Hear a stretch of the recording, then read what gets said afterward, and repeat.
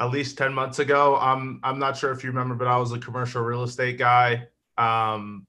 Yeah, it's been about, I think, 9 months, and I just figured I'd join in and connect with you and just see how you're doing. How nice. When? How did we meet? Do you remember? Yeah, I could turn my camera on. I don't know if that would be helpful, but I think it was about ten months ago or so. I Oh just yeah, yeah. I see here. We met at a meetup I did. Yeah, a while ago. It's been a while, man. yeah, it's been a while, so I just wanted to chat. I always get your notifications, and I'm just always running around. I just figured I'm actually sitting down on my computer. Let me just tune in. Oh, Um, nice. Well, yep, thank you. you're welcome. Nice. Okay. Let's see. We got dual going. We're launched. We're launched with YouTube live now. So I just see where you. I mean, you good. Well, hey, Robert, nice to see you again. Thank you so much. Yeah, nice to see you too. And let's see who else we have. Henry Davis. Have we met before?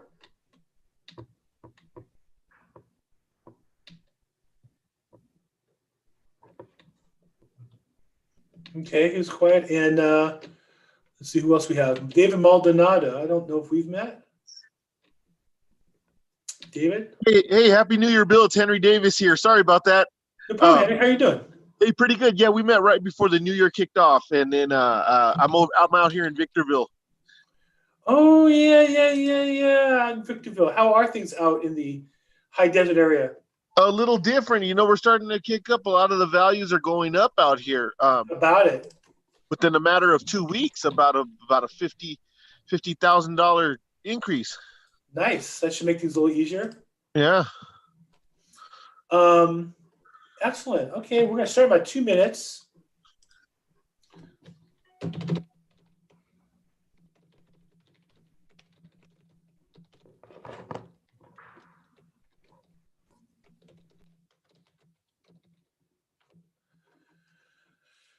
Okay, let's see here. And people coming in. Nice.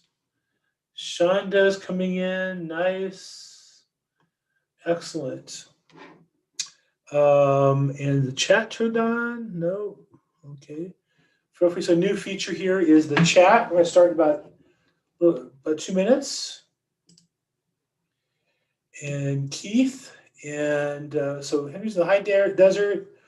And Robert, you're here in the LA area, right? I think, if I remember right. Yes, I'm in the LA area, but we do work, me and my partner Brandon, all through California, north and south. What are you doing? Sounds exciting. What are you guys working on? So the latest project we have is a 1 in 29 Palms. We're developing a grocery anchored shopping center right across the street from Stater Bros. We're working on a Tractor Supply sale right now in Susanville that should close any day now. Nice. The buyer got COVID and that kind of delayed things. We're working on a 7-Eleven in Brentwood that's in escrow. So yeah, we just have a lot of projects going on, some in Fairfield, Yuba City. We just signed a Snap Fitness franchisee agreement. Possibly thinking about opening some locations. So yeah, it's a lot going on. Outstanding. Well, God, good to hear. Always good to hear good stuff. I hear people doing well in this business. I think one thing I talked a little bit about, I do 2 calls a week. I do one on Tuesday that's strictly real estate investment focused, and I do one on Thursday, this one, which is more focused on probate. And I shared, well, I appreciate that there are people really struggling in the world, and in business and in real estate. A lot of people struggling. For me, this was the best 9 months of my career in terms of building wealth. It was a tough transition, right? But and there was some time spent figuring it out.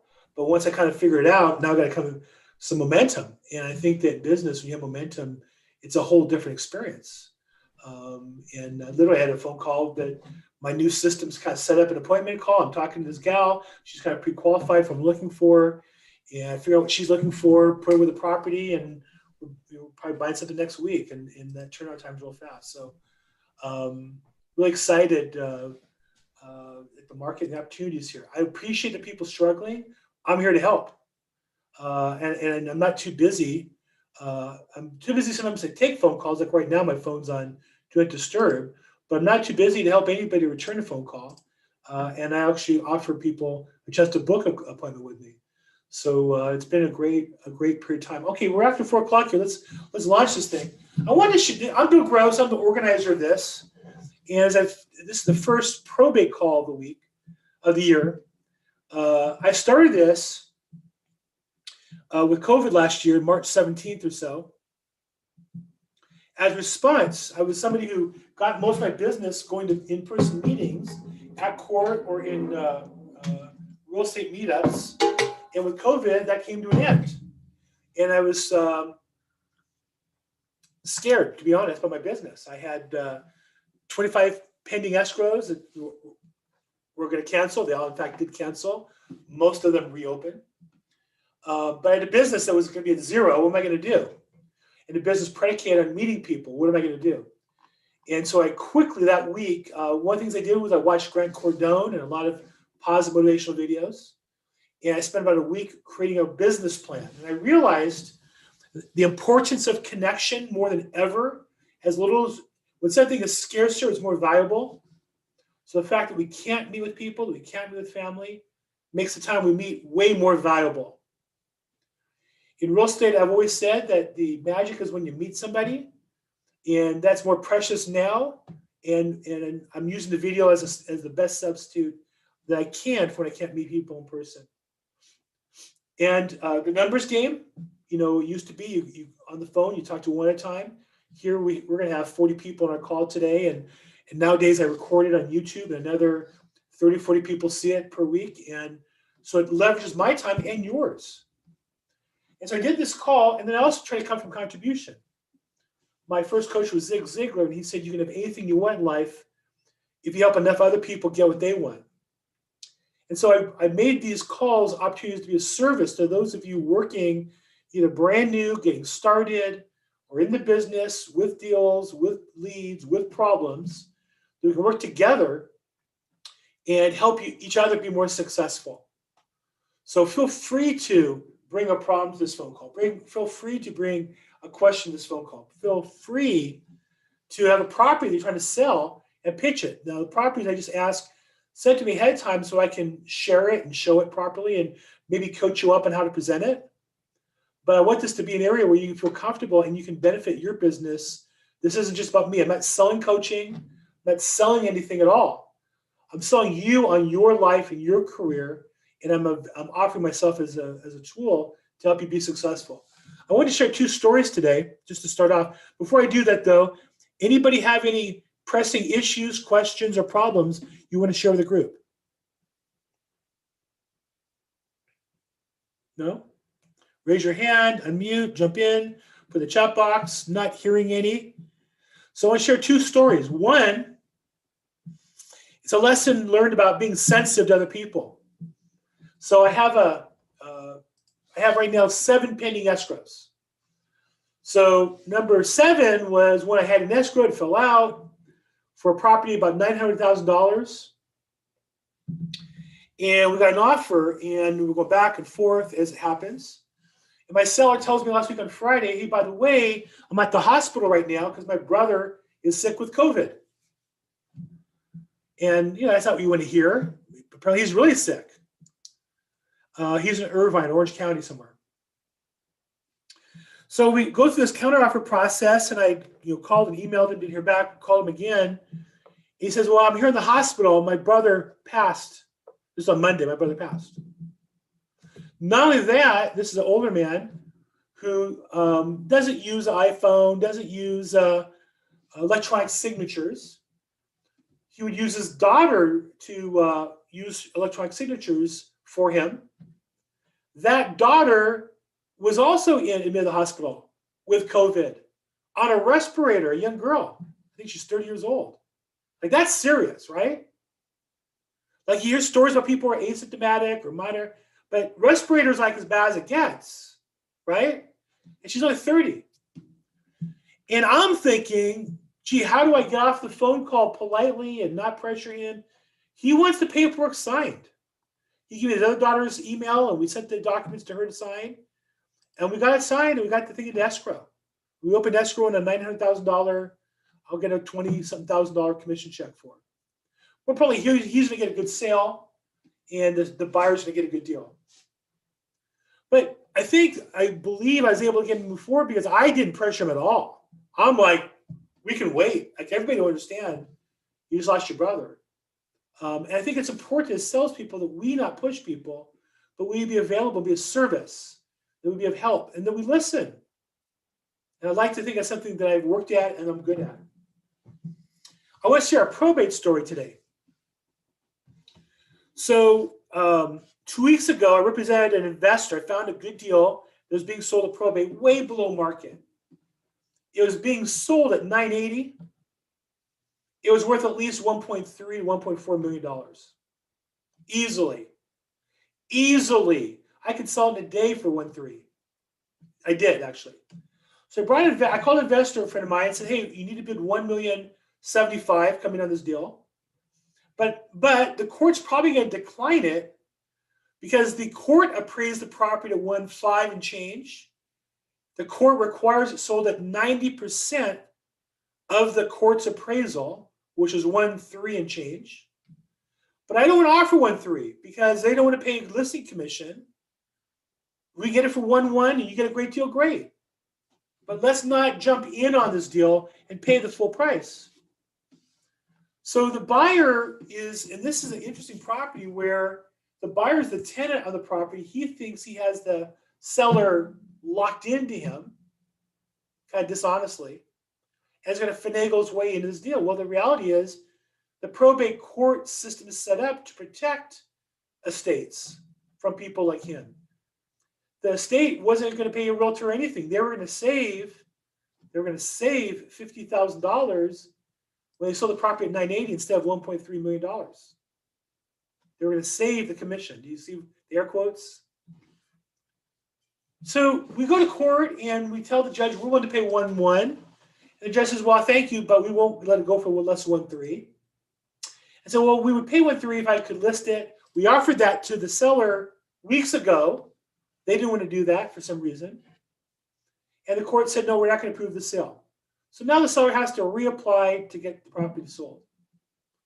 I send them an offer to buy the property on behalf of my investor for $1.3 if I'm the listing agent. They don't respond for a day.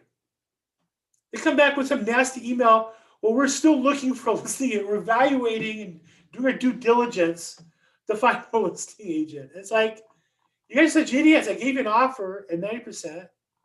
Obviously, I know the property. I know the opportunity. I know the probate rules. I think sometimes our pride gets in the way, and or we're trying to get something on the cheap, and we won't give it up. But here's what I want to tell you about probate. Probate is by the rules. You're not going to fool the judge. In this case, because I'm a real estate agent, but I'm experienced as a lender, the buyer presented an appraisal at 1.1 saying, oh, we shouldn't have to pay 1.3, we should pay 1.1. I read the appraisal. Even though this property had a tenant paying lease and the value of the property is the lease, the appraiser was told the property was vacant. They were lied to. And the appraisal was made to the buyer, not the seller. And when you read appraisal documents, you'll learn that they only allow the client to use the appraisal. They don't allow a buyer to submit that to the seller. Meaning that appraisal was purchased for the benefit of the buyer to use as a negotiating tool. So to me, that's really fraudulent to try to tell the court, oh, for the seller, it's worth 1.1. No, that's the appraisal the buyer used and purposely force it low by not evaluating the income from the tenant, the whole purpose of the land. And so what do I say all this for? I think you're going to find in real estate, there are people, yes, feel free, Jay, to put chat there. People try to do things the wrong way. People try to shortcut. People try to, one of our properties are buying next week. They're purposely listed at way, way high. So no buyer would even see it in the MLS. It's a trick I learned. I look at the properties without the list price to find the deals the agents are trying to sneak by. And we caught this one. We're going to go out and buy this property. My investor's excited for about $1.3 million. So that's a long story to say that there are people who make a living in real estate. And you're going to find this, those of you who are new. There are people who make a living cheating and playing dishonestly. And it looks like they're getting ahead. Here's what I want to tell you. I've been in this business a long time. In the long run, they don't get ahead. I've visited those people in federal prison. I visited friends and former partners in prison who tried to cut corners and got caught. So let's play by the rules. The easy way is doing the hard work every day. And don't look for the shortcuts. Look for learning what the rules are and playing by them. Jay asked a question. Does court always have to prove the sale price?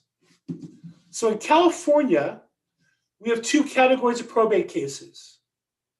Those that the petitioner, referred to as the executor or administrator, the person in charge of the estate, has what's called full authority. That means they can do what they want pretty much, unless somebody complains. And in those cases, there's certain forms we use when we buy the property. They have to file with the court, in some cases, a notice that they're going to sell it. But what they don't need is a court approval of the price. And that's about 80% of probate cases. About 20%, the person running the estate, the petitioner, known as the executor or administrator, the court says, we're not going to give you full authority, we're going to give you limited authority.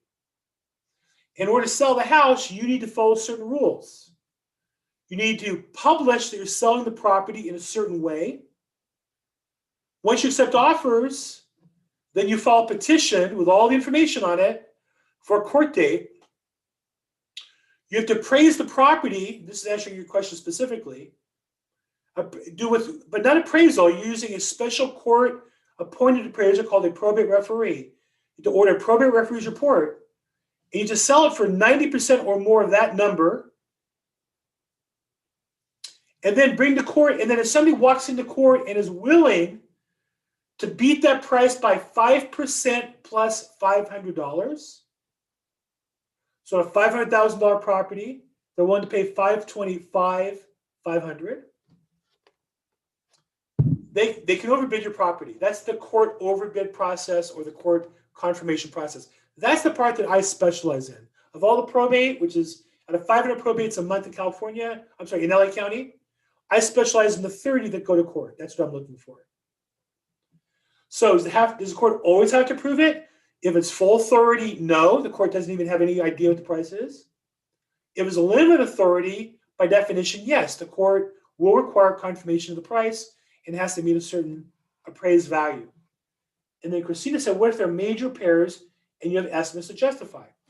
So what you would do, Christina, in that case is you would contact a probate referee. Now, I have to tell you, these days, contacting appraisers is difficult. Contacting probate referees, I find them very easy to work with. And usually I'll email them that question and call. But if it was this, in the probate referee, the court-appointed appraiser, they only go outside the property. They don't go inside. So if inside the property is thrashed, needs a lot of work, isn't livable, I would contact the probate referee and give them that information in writing so he then has a record and can justify it. So a house that's worth $1 million, he might assume inside's livable, and you come back and show him all the status of the property. He might say, oh, wow, based on that, it's only worth $900,000 or $800,000. So in my experience, they're willing to work with you. On the case we talked about, the attorney, who I wasn't sure she was stupid or dishonest, I've come to the conclusion she's one of the two, I still know which. She just tried to kind of browbeat the appraiser and said, well, here's some comparable sales. But the comparable sales didn't justify a lower price. That's a common tactic is, I always tell people, learn the data. So when you talk to somebody, you're telling them something intelligently. And I find the probate referees are very workable if you give them real data. But if you just call and complain about the price, well, we can't get a lower, I hear all the time, we can't get a lower offer. Well, of course you could, or, a higher offer, but you didn't even put in the MLS. I had an attorney tell me, I bought a property in Tarzana condo. So I had a property, it was not in the MLS, and we went to bid on it. And I called the attorney and was talking to him, and I said, why is it not publicized? And he said, because the realtor told me the property was in such bad condition, he could not put it in the MLS. I said, you're crazy. I've put some real dogs in the MLS. I've put in property that it hurt to look at in the MLS. Not only was his point not true, but the truth is when I went to the property, there was nothing wrong with the physical property, but when the people moved out, they just threw all the stuff on the floor. Like they pulled out some stuff in the sock drawer and threw the socks on the floor and pulled the drawers out and threw them on the. It looked like it was ransacked by robbers throughout the whole house. There was trash everywhere, but it's obvious that was trash while they moved out. It wasn't like they lived in squalor. It was on moving day, they just left it a mess. Literally, we hired 1-800 Got Trash, sent in a Molly Maids type team, and the property was perfect, ready to go. Shame on the realtor for not doing that. I would tell the estate, hey, we'll get you more money. I'll advance the money on my credit card and get paid back at the close of escrow. Trash out the property, clean it up, take some nice pictures. Nowadays, you can take pictures and have them adjusted to virtually stage the property. I had a property in Walnut that I couldn't get any interest in, and I virtually staged it. It cost me about $500 total. I got 4 offers. I got an escrow at a higher price than the one that fell out. So there's things you can do today. That's a long-winded way of saying the property has to be marketed on the, if it's limited authority, has to be marketed properly in the MLS. Okay. Christina asks, is it supposed to be on the MLS if listed by a realtor or just recommended? Christina, I think you need, Christina, are you a real estate agent or a seller? What's your role in real estate? That's the question, and I'd like to answer, but Christina, oh, you're an agent, I think, with Remax. I see here you're an agent. So depending on your MLS, but basically nowadays, we as realtors can't do pocket listings anymore, right? There's some exceptions, maybe certain areas, but generally speaking, if we list a property, it's supposed to go on the MLS. So no, we're not really allowed to list it and not put in the MLS. You'll find oftentimes commercial property, a little interesting factoid. In LA, most commercial property now is in the MLS. Most multi-units are in the MLS. There are realtors who are not members of the MLS because it costs money, and they're commercial agents, and then maybe they belong to LoopNet or CoStar. More likely, my experience, the broker has CoStar, and they all kind of fake and use his login, which is wrong. They're too cheap to put it in the MLS. And I've had customers say, there's nothing that sells in the MLS. I go, that's funny. Let me pull you the comparables and show you that about 95% of sales now, multifamilies and commercial, are in the MLS. So the best practice is to put it in the MLS as well as CoStar or LoopNet. I'm going to ask a question by Terry. Hey, Terry, nice to see you again. What advice do you have for someone who's never done a probate and wants to start listing probates? How do you get started? Well, great question, Terry. So let me just look, see if I can notes on you real quick. You're also an agent. Okay. I don't remember how experienced you are, but what I tell people is, what I tell real estate agents is that, there's a transition when we start, most of us start as buyer's agents, and then we start listing property. And then when you're a listing agent, then you should start adding in probates. Because going from buyer to listing is more skill and experience, and then going from listing to probate is a little more experience yet. But what I would say to you is, you're a listing agent, good. What I'd say to you then is, if you're a listing agent, you have, I'm sure, a database of clients, past clients, prospects, people you went to their listing presentation and didn't get it, open house people that you met that didn't buy with you, friends, family, a couple hundred people. I'm going to tell you, and this is the hard work, your first probate listing is in that database. Your first probate listing is not buying data and cold calling 3 hours a day and converting one into a probate. I don't think. That's not to say you shouldn't do that also. But I think your first deal, if you just, have you got, Carrie, I know you and I spoke actually previously. I don't remember though. Did you get certified or you take a class in probate? No. Well, I have taken a training. It was just through a probate attorney. I've only taken a class. I have this manual that he gave, and to be honest with you, I just like put it in the bookshelf and I haven't done anything with it. Was it Paul So Horn? it was Paul Horn. Paul Horn, right. Was No, that recently in the last 6 months or so? No, it's been a little longer than that, probably like 2 years. So And he has created a new program that includes a certification, okay, which I think is good. I think it's worth. I think he describes. Paul is an expert in. I think he's the most voluminous, the most number of probate cases in LA County. He's either 1 or 2 or 3. So he knows the probate process like that, like nobody. okay, I don't think he really knows the marketing side for a realtor. And I don't mean that to be disrespectful. He actually brought me to speak to a group for him on how to market to get listings. So what I'd say is, again, I would consider getting certified. And then what I did was I put the certification in my email and I sent an email out to my database telling them that, I've been certified and this is an area that in the past I've come across probates and I'm glad to help if they have any questions and that they should feel free to reach out if they do have any questions. Okay. And you'll find that a stranger is going to grill you for how many probates you've done and how much you know and what your website looks like. But somebody who knows you and likes you already trusts you. And they're expecting that you're not going to get in over your head. They're expecting if you know how to do a good job, you will.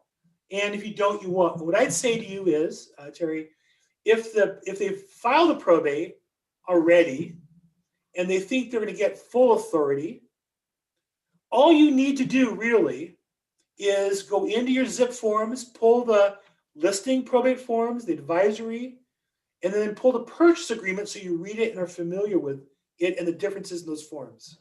Okay. And I believe that anybody with a little bit of help, and if you get into a sticky spot, call me, make sure we put the MLS, we put that's required, and court confirmation is not required if they have full authority. Right.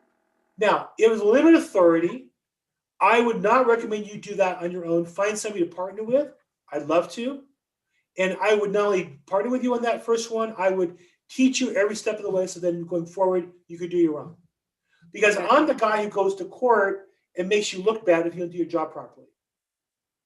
And that's what I do. All right. You list the property and I come in and pay more and your seller is saying, I understand. Why did you say I should sell it for $1 million and they're paying $1,150,000? Right? Makes you look bad. So you don't want that. So I would say to you, but you should reach out. There's 2 things you should do. If you're like Terry is already a listing agent, so I presume you have a database, you have clients, you probably don't reach out to them often enough as it is. Here's one good piece to talk about is probate and how the probate process works. By the way, changes in the new Prop 19 will affect probate, will affect taxes when people pass properties on. You should look into that, maybe write a little article about that to your database. Number 2,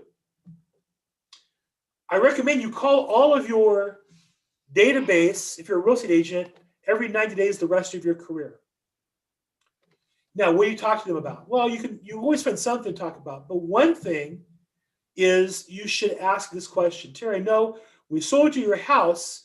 I know you bought the property as Terry Davis, not in the living trust. Can I ask you, are you familiar with the advantages of living trust?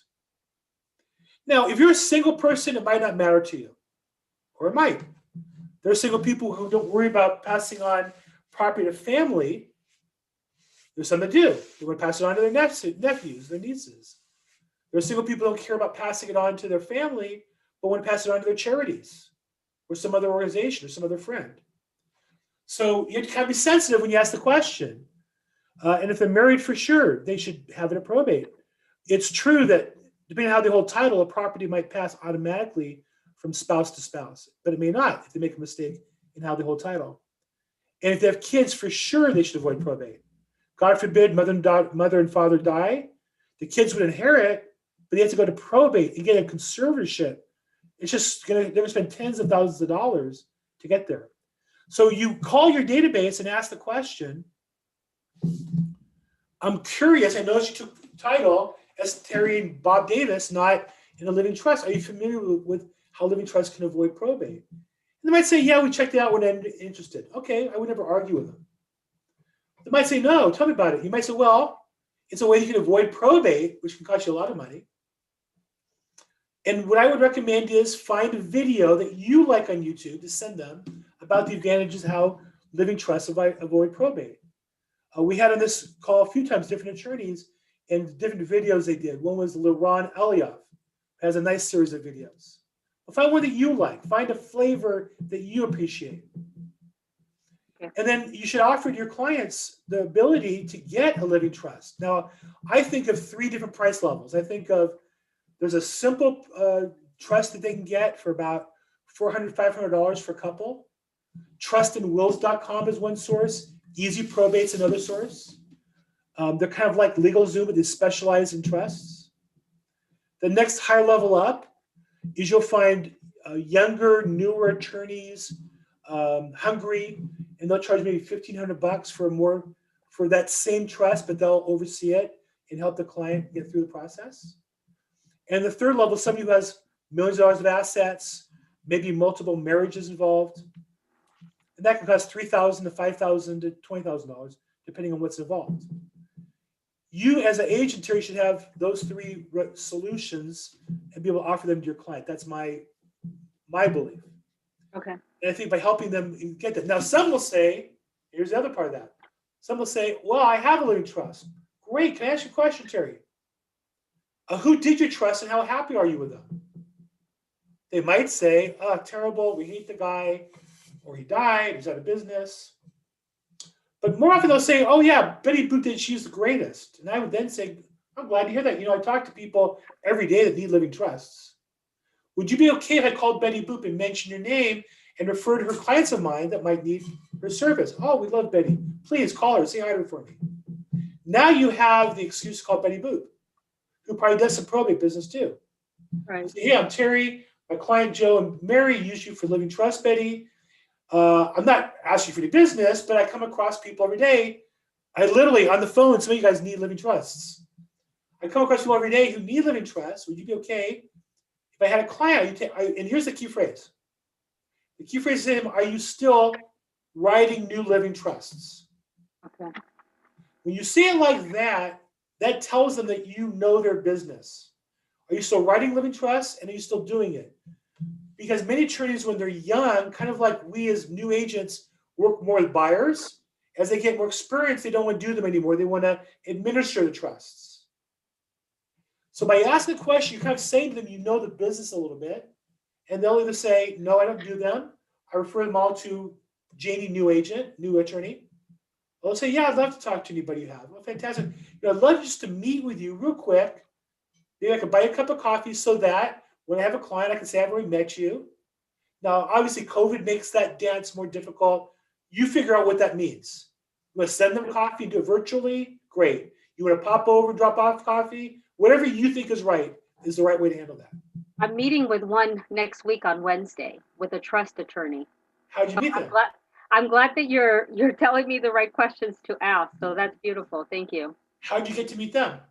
She is a friend of, she's a sister of somebody that I know, just an acquaintance. And she told me that she was an attorney. And then I asked, what kind of attorney is she? Because I like to keep contact with all attorneys. And she said, oh, she does probates and trusts. So then she gave me her contact, and that's how we connected. And that's where we are now. There you go. Okay, so there's I do a whole hour class on that. I gave you the 10-minute version of it. If you have more questions, Terry, call me back, okay? Okay, thank you. Sasha pointed out that Paul Horn does his certification class for CAR, correct. Paul, there's several certification classes. I think Paul Horn is the official CAR cert. I don't know what that really means. It's nice. But more important than that, Paul really knows the business. And I think Paul's class is really good for California probate. So I think it's $110. Very reasonable. If the probate, got a question from Lupe. If a probate is not under trust, then it goes to probate. I'm a new vacant land investor. Well, if a property is not under trust, then it goes to probate. Here's what I will say. Property owned by a person not already identified with the process in how they hold title, yeah, absent a trust, it goes to probate. Husband and wife have a special relationship. Husband passes, automatically goes to wife. If they buy it together as husband and wife, unless they buy a separate property, normally it's defaulted, and they should take title as community property to get the advantages of it. People are joint tenants. One dies, the property automatically goes to the other. Tenants in common means you each have your own interest. So it depends on how you hold title. If you hold title by yourself, God forbid you die, Lupe, you should live to 120, but God forbid you own property in your name and you die and it's a sole person, then that property has to go to probate. Whether you have family, whether you have it might go to your wife. She could avoid probate, but she has to get an attorney and file a form. So it's basically the same as probate. Kids absolutely would have to file probate to get the ownership of land. And I have land where the land value is $4,000, and it would cost about $3,000 to $4,000 just in legal fees to sell the property. So it can eat up your costs. The minimum costs of filing and advertising, all that can eat up your costs. Krishan, I don't know if that's how you pronounce it. Is that right, Krishan? Right. Yeah, that's Krishan. Good, Krishan. You can call me Mike. Mike, okay, Mike. What's the difference between being administrator limited versus full? So if you're the administrator of an estate, full authority means basically you can do whatever you want to do. Basically, you have full authority to work on behalf of the state. What don't you have? Well, the things you don't have, as a realtor, we have to use probate forms. And to sell property or to do anything significant, you might need to file a notice of intent to do something. Usually a 15-day notice, if there's multiple heirs, is required. Title will usually require a 15-day notice to sell property. That'd be filed with the court 15 days before they'll close escrow. But other than that, basically, you're on your own. Limited authority, for example, you can't sell the property without going through the whole court process. Limited authority, when you sell the property, you can't just take the money in the bank account. The court will require the money either to be into a blocked account, which the court has to prove withdrawals, or that you get a bond to cover the money, and the bond can cost a significant amount of money. So those are some of the most common limits to somebody with limited versus full authority. Can you change? So one of the things I do well, one of the ways I save my customers a lot of money, is I've found customers who have limited authority, and I'll digest the case and try to find a way to get them to full authority. And sometimes that's by bringing in resources, sometimes it's by helping them come up with a strategy. And I've done that, I think, twice in the last year, where I had clients who had limited, we got full, and then we were able to sell the property and save my client a lot of money. So that's a little more than I can talk about in this call and gets a little technical. But hope that answers your question, Mike. Yeah, that's right. Thank you. Sure. And Lupe, thank you, Bill. You're welcome, Mike. And cost involved.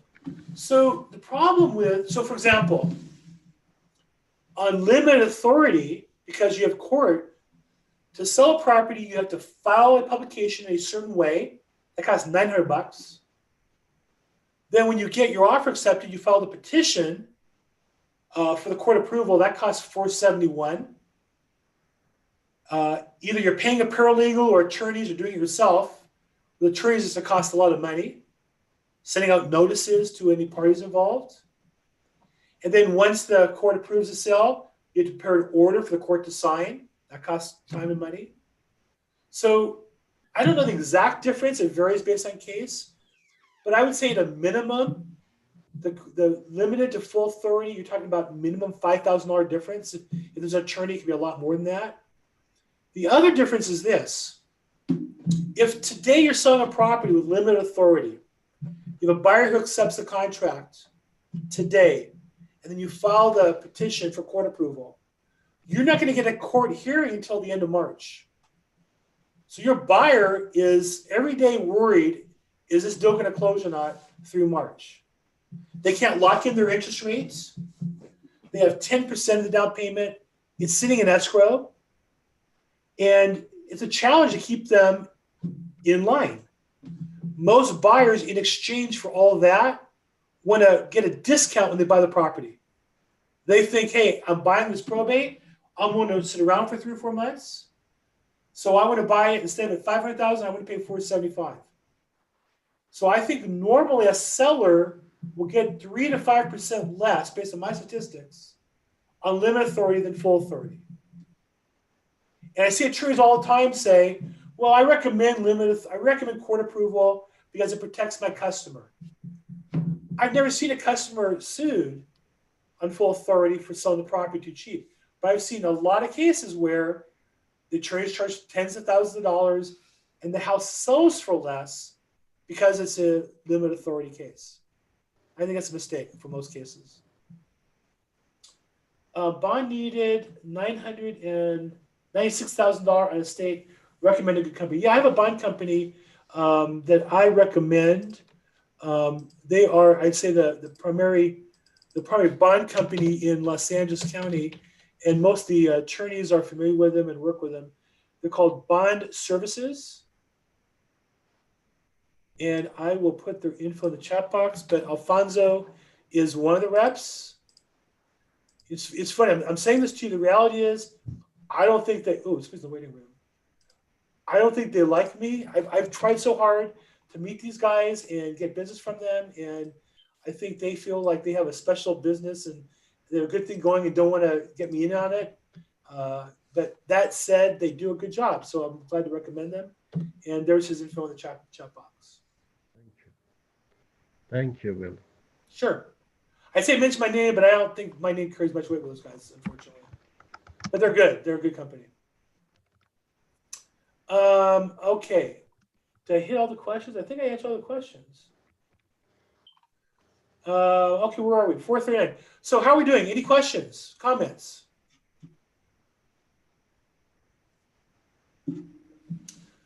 Sasha Allen, welcome to the call.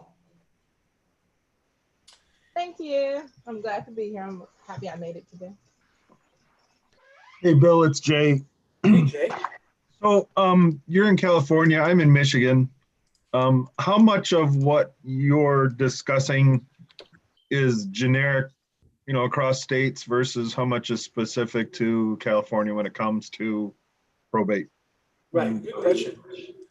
So what I'll say is, it obviously varies by state. Some states are similar to California, like New York. Others are very different, like Texas is wide open. But I think the principles of how we approach the seller are the same, meaning that in those states where it's easier to get probates through the process, I still think you need to be sensitive to the needs of the state and approach them from how can I be of service for you? What can I do to help you solve your problem? And not so much focused on, I want to steal your property because I get a low price and sell it and make a lot of money. Nothing wrong with buying something low and selling high.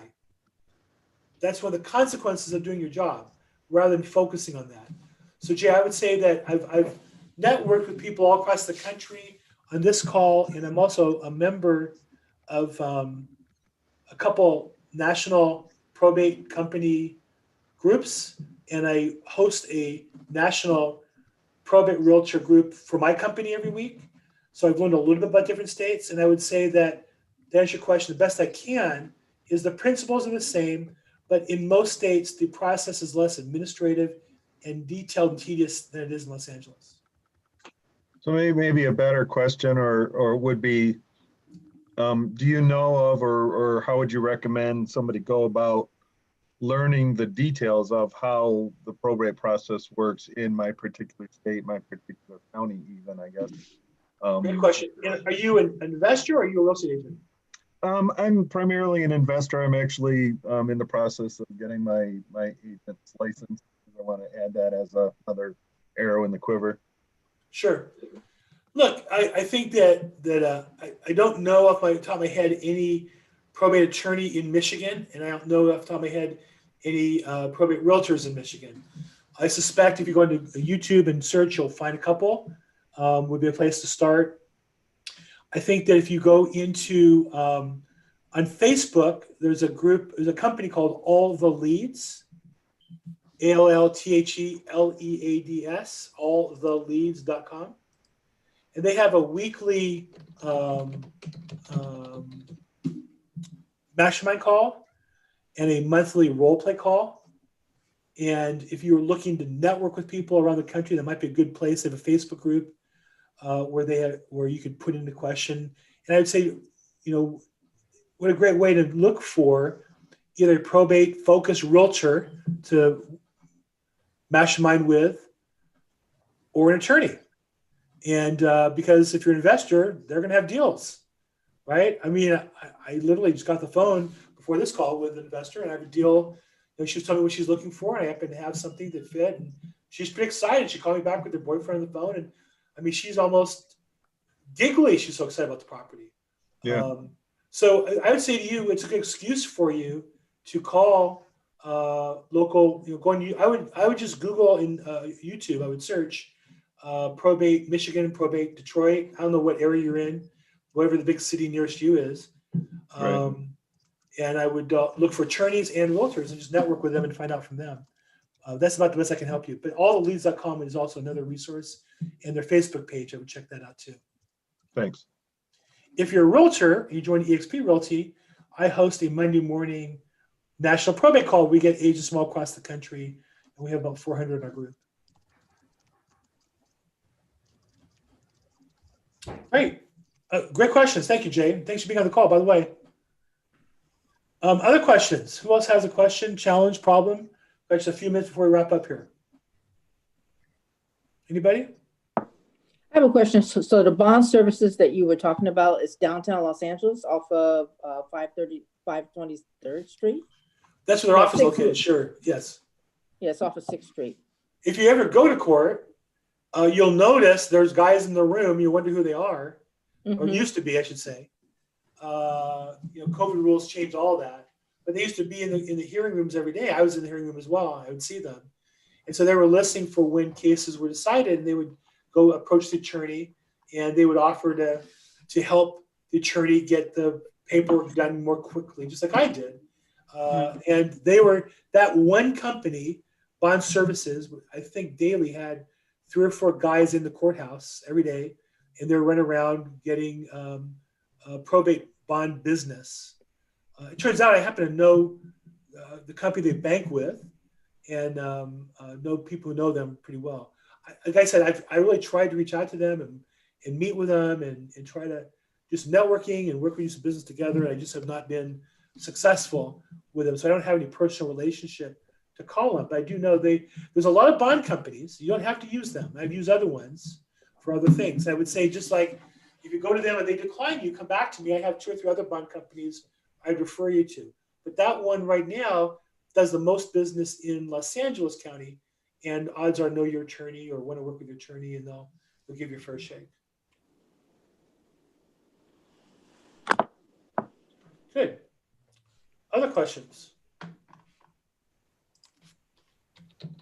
When somebody is, required to have a bond, is that saying that the rest of the family just doesn't trust them? What's the main reason?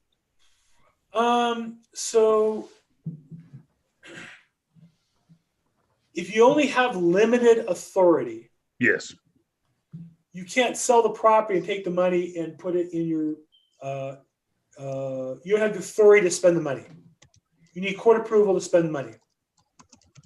So what does that mean?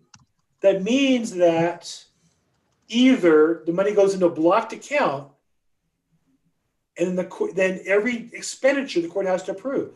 So you went to court to pay for attorney's fees, you submit a form, court approves it, they get paid. You want to pay to fix the house up, you submit a request, court approves it, then you can release the money for those things. It's a blocked account. Or if you can be bonded, what happens then is you have the ability to spend the money because the court is insured. If you end up embezzling the funds, that they can get the money back from the bonding company, which acts like an insurance on you. Gotcha. Thank you. The probate process is not designed to help the estate save money. It's designed to make sure that the state and federal government and local government get paid taxes. That's number one. Number two is make sure the court gets paid. Number three is make sure the attorneys get paid. So all these rules are designed to make sure that happens. And that's why you want to avoid probate. But to answer your question, again, the bond then, if you only have limit authority, gives you authority to spend money without individual court approval. Thank you. My pleasure. Good. Other questions? What are the average attorney charges? So my good question, it's really fascinating. Who here on the call is a realtor? Terry's a realtor and Joanne's a realtor. So if I said to you, what are the average realtor commissions on a listing today? How would you answer that question? Not as a listing prospect. If you're giving a class to high school kids and they want to know about buying houses, if I ask you the question, what's the average realtor commission? Terry, what would you say? Well, it is negotiable, but 5 to 6% is like the average. Okay. And Joanne, Mike says 5%. Joanne, same thing? What would you say? It's the same thing. I mean, it's negotiable. So the first word we always say is negotiable, because if we don't say that, it creates the false impression it's fixed. Right. Right? So in LA probate court, real estate commissions are fixed. It can't be more than 5% on homes or property, or more than 10% on vacant land without court approval. The court can change that, but generally without court approval, they can't be more than that. Attorney's fees, it's interesting. If you ever ask attorneys, my experience with them, a lot of them are a little dishonest in how they answer the question. Because there is a statutory limit to attorney's fees, but they're negotiable and they can be less. There's a limit to what can be charged. If you just Google California State probate attorney fees, there's a limit. And it's based on the law. And at $1 million, it's capped at $23,000. And oftentimes attorneys will say, oh, well, they're set by law. They can't, no more than $23,000. Okay, well, how low can they go? The answer is as low as they agree to. When I started this business 2 years ago, and even today, I fantasize about, I'm so good at what I do, attorneys should want to work with me and refer me business. It hasn't really worked out that way. So the opposite, and I would refer them cases. I did get back a pack of brownies from one of the attorneys, which was nice. But, they got like a $20,000 attorney fee. And more important is, well, what are the next 10 deals we should do together? So one of the things I've been doing more and more as a realtor is helping customers avoid paying attorney's fees by using non-attorney solutions. There's a vendor I use called easy-probate.com that's kind of like a legal Zoom. You go in, fill out the forms, and it can avoid the attorney for the probate. And they have a concierge level where they have a specialist who fills out the documents with you on the phone, answers questions. And then they have a third level with an attorney, but they're all cheaper than hiring an attorney. And attorneys will say, oh, those services, are terrible. But the truth is most attorneys at most have a paralegal who typically, now Paul Horns is an exception. Most attorneys don't do that much probate work. So their paralegal all year long does 2 probates. That's like us as realtors doing 2 vacant lands all year long. How well do you know the vacant land listing form? How well do you know the vacant land purchase form? Not as good as the other one, right? And so what I would say is for most customers, using something that's not for basic probate issues, they're going to save a lot of money.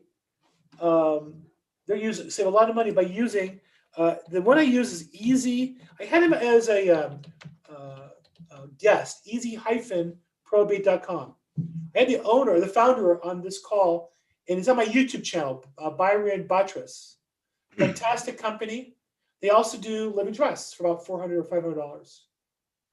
So I would say more and more, I recommend people go there to start the process. Sometimes I'll pay for it for them if I'm their client.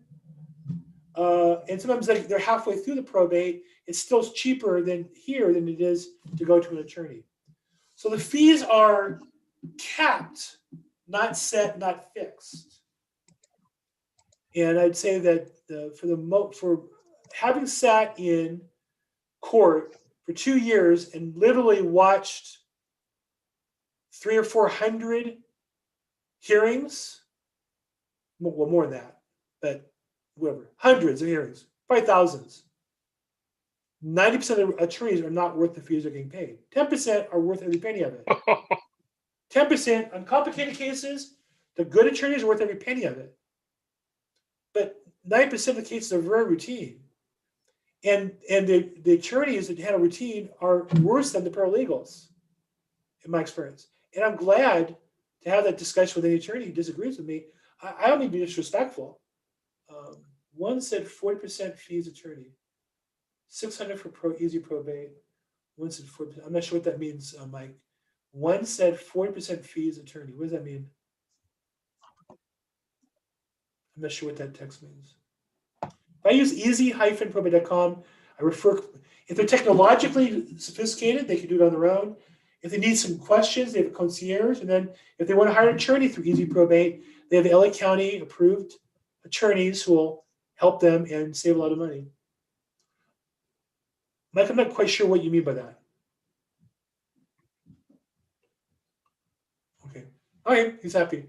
Any other questions, challenges, problems? So here's what I say to you guys. This is the first week of the year. Just show of hands. We only have a few of you who have on camera. Well, it doesn't go there. I talk to realtors, investors every day. There's a lot of fear, stress, a lot of people struggling, trying to get started in this market right now. I want to tell you two things. I had my best 9 months of my career the last 9 months. I've been in this business for 36 years. The day COVID started, it was miserable. That next week or two was tough. Next month or two was tough.